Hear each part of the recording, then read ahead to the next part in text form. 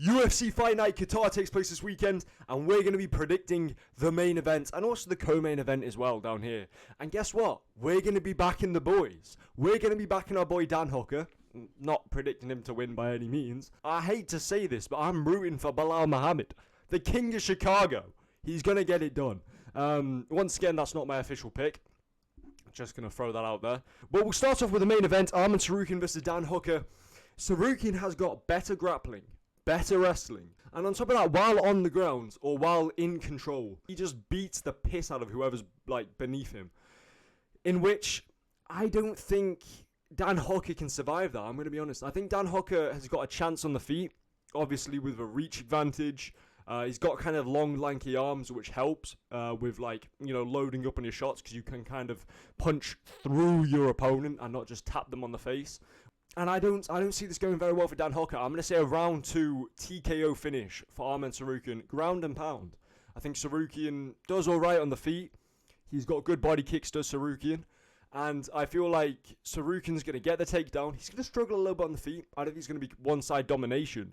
But I feel like Dan Hooker might be slightly getting the better of Arman Tsarukyan on the feet. He's probably going to break his hand. He's had 3 hand injuries in the past year.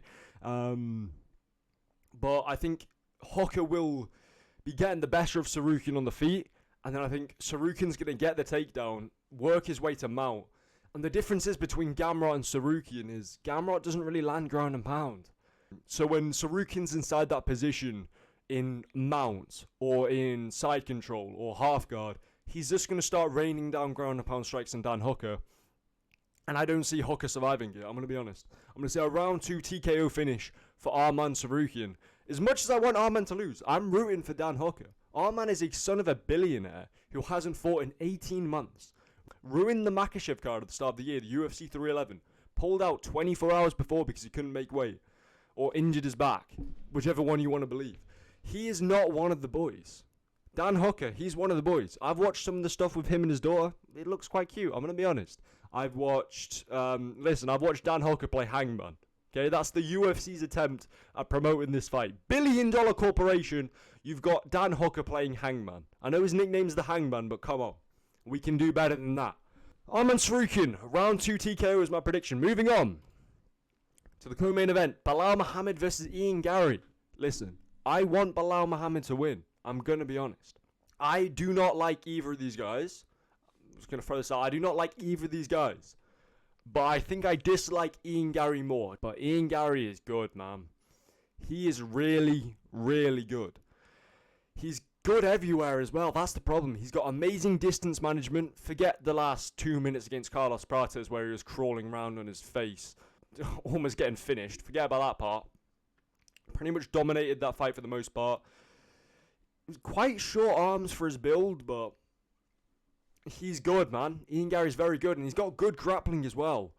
And I don't think Belal Muhammad really has the physique of a Shavkat Rakhmonov, where you can just hold Ian Garry up against the cage. So I can just see Ian Garry, you know.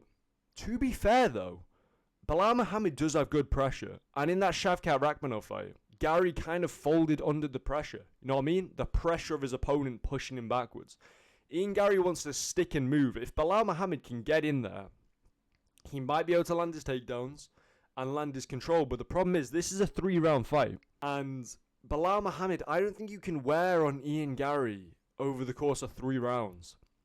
And I think Gary's just going to stick and move for the first 2. And the problem is with Belal's fight style is, even if he gets you down, he needs to hold you down for at least half the round. Otherwise, he's not going to win. You know what I mean? He doesn't have a damage-heavy style while grappling. So unless Muhammad pulls out those Canelo hands and starts piecing up Ian Garry on the feet, I think Ian Garry's going to stick and move on the feet, land a few good head kicks on Belal Muhammad, and then I think Belal will win the 3rd round. But I think it's going to be a little bit too late for Belal to really do anything. So it's unfortunate.